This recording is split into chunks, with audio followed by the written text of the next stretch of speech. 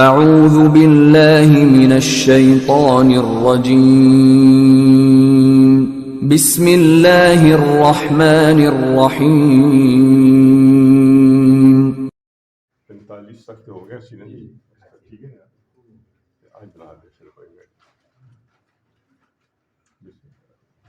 کل کہہ دیجئے انما در حقیقت یا اس کے سوا نہیں آئیزو جو ہے نا اصل میں ہے یہ واو این زوئیں واز سے وازا یا ایزو یہ متکلم کا واحد کا صیغہ ہے۔ میں واز کرتا ہوں، مطلب میں تمہیں نصیحت کرتا ہوں، کون تم کو بواحدۃ ایک ہی، مطلب کہا جا رہا ہے آپ کہہ دیجئے میں تمہیں ایک ہی نصیحت کرتا ہوں، ان کے تقوم قیام سے ہے کاف واو میم قام یقوم کہ آپ کھڑے ہو جائیں، کھڑے رہیں، مطلب للہ ہے اللہ کے لیے، اللہ کی خاطر، مسنا دو دو و فرادہ یہ فرد کی جمع ہے، اکیلے اکیلے فرد سے، مطلب یہ کہا جا رہا ہے اصل میں کہ دو دو یا ایک ایک تم نے کھڑے ہو سے مراد یہ ہے نا کہ آپس میں اہتمام کے ساتھ سنجیدگی کے ساتھ کہ تم تفکر کرو، ثم پھر تفکرو تم تفکر کرو، غور و فکر کرو کہ جو تم حضور کو کہتے ہو کہ نعوذ باللہ یہ جنون کی باتیں ہیں، دیوانگی کی باتیں ہیں، مجنون ہے آپ، تو کیا ہے کہ آپ غور و فکر کرو کہ یہ جو آپ کو کہہ رہے ہیں کیا جو اللہ خالق ہے، مالک ہے، رازق ہے، اس کو ایک ماننا یہ جنون ہے، اور جو اللہ کے جو احکام بتا رہے ہیں کہ بھئی جو شریعت کے احکام ہیں، چوری نہ کرو، قتل نہ کرو، تو یہ کیا مطلب ہے ساری جنون کی باتیں ہیں۔ تو بیسیکلی یہ ہے کہ ان پر غور کرو، یہ اتنے عرصے سے آپ نے رہ رہے ہیں، نبوت سے 40 سال پہلے، جیسے حجر اسود کا واقعہ وہ سارے دوستوں کو پتہ ہے، دیکھو جب وہ قبائل آپس میں جھگڑ پڑے تو پھر انہیں باتفاق جو ہے نا وہ آپ کو پھر جو ہے نا مقرر کیا تھا، تو آپ نے پھر ایسا فیصلہ فرمایا کہ وہ سب اس سے مطمئن ہو گئے، راضی ہو گئے۔ تو کہا جا رہا ہے کہ اب انہیں ان ساری باتوں کے باوجود جب وہ آپ کو اللہ کے احکامات بتا رہے ہیں، اللہ کی تعلیمات بتا رہے ہیں، وہ دعوت آپ کو دے رہے ہیں، تو اب آپ نے انہیں یہ مجنون نعوذ باللہ کہنا شروع کر دیا، تو اس میں کون سی جنون کی بات ہے؟ تو یہ ہے بیسیکلی، تو یہ کہا جا رہا ہے کہ تم مطلب آپس میں سنجیدگی کے ساتھ مسنا دو دو یا ایک ایک یا انفرادی طور پر یا اجتماعی طور پر تم غور و فکر کرو، ماں نہیں بے صاحب کم تمہارے ساتھی کو من جنہ کوئی جنون نہیں ہے۔ یہ حضور جو ہے نا یہ تم ایسے کبھی کہتے ہو شاعر ہیں، کبھی کہتے ہیں یہ نعوذ باللہ ساحر ہیں، کبھی کچھ کہتے ہو، تو یہ جنون کی باتیں نہیں ہیں جو آپ کو یہ بتا رہے ہیں۔ ان نہیں ہے ہوا وہ الا مگر نذیر خبردار کرنے والے، لاکم تمہیں بین یدئی یدن کی جمع ہے ہاتھوں کے مابین، کل بھی پڑھا تھا مطلب سامنے پہلے، تو عذاب شدید مطلب وہ تو آپ کے خیر خواہ ہیں، کہ وہ تو آپ کو عذاب شدید سے پہلے آپ کو خبردار کر رہے ہیں کہ بھائی یہ اللہ کے احکام ہیں، ان پر عمل کرو، نہیں کرو گے تو تمہیں پھر عذاب بھگتنا پڑے گا۔ تو یہ تو آپ کے ہمدرد ہیں، خیر خواہ ہیں، اور تم نے جو ہے نا وہ مجنون کہہ رہے۔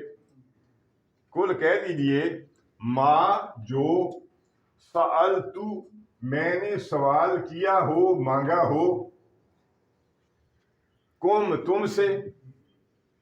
من اجر کوئی اجر، مطلب میں نے جو کو دعوت کا تبلیغ کا، تو اس سلسلے میں میں نے تم سے کوئی صلہ مانگا ہو، معاوضہ مانگا ہو، اجر مانگا ہو، اجرت مانگی ہو، تو کہا جا رہا ہے فا تو ہوا وہ لکم وہ تمہارے لیے ہے، مطلب یہ اصل میں یہ نفی کا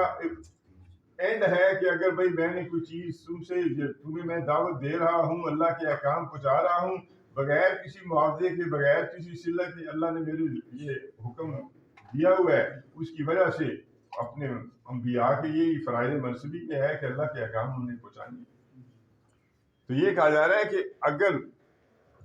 جو سوال کرنا، مانگنا، جو میں نے تم سے مانگا ہو، کوئی اجر، کوئی صلہ، کوئی اجرت، کوئی معاوضہ، فا تو ہوا وہ لکم وہ تمہارے لیے ہے،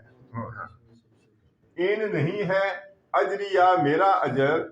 اللہ مگر ما سوائے اللہ اللہ پر، یہ مطلب میرا اجر جو ہے نا وہ صلہ اللہ کے ذمہ ہے، وا اور ہوا وہ اللہ اللہ کل ہر شے پر شہید ہے، گواہ ہے، مطلب اللہ تعالیٰ کو ہر چیز، اللہ کے سامنے ہر چیز، کہ میں تم سے کوئی اجرت نہیں مانگ رہا اور اس کے باوجود دیکھو تم کیسی باتیں کرتے ہو، تو اللہ تعالیٰ ہر چیز دیکھ رہا ہے۔ کل کہہ دیجیے ان بے شک ربی میرا رب یکذف کاف دال فی قذفہ، ایک قذفہ ڈالنا پھینکنا، تو یہاں پہ نازل کرنا، تو اللہ بے شک میرا رب ڈالتا ہے بالحق حق کو، مطلب یہ میرا رب جو ہے نا وہ جو بھی نازل کر رہا ہے وہ حق پہ حق جو ہے، اللہ تعالیٰ جو ہے نا، یہ جو تم کہتے ہو کہ یہ اللہ کا کلام نہیں ہے، کہ آپ کا گڑا ہوا نعوذ باللہ کلام ہے، اس طرح کی باتیں کرتے ہو، تو اللہ تعالیٰ جو القاء کر رہا ہے، جو ڈال رہا ہے، وہ حق کے احکام ہے، وہ حق پر مبنی ہے،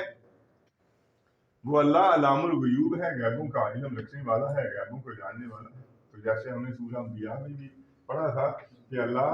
حق کو باطل کے دماغ پر سر پر دے مارتا ہے اور وہ سر اس کا پھٹ جاتا ہے یا سر کو توڑ دیتا ہے اور وہ باطل مٹ جاتا ہے، یہ سورہ انبیاء میں ہم پڑھتے، مطلب یہ حق و باطل کی اصل میں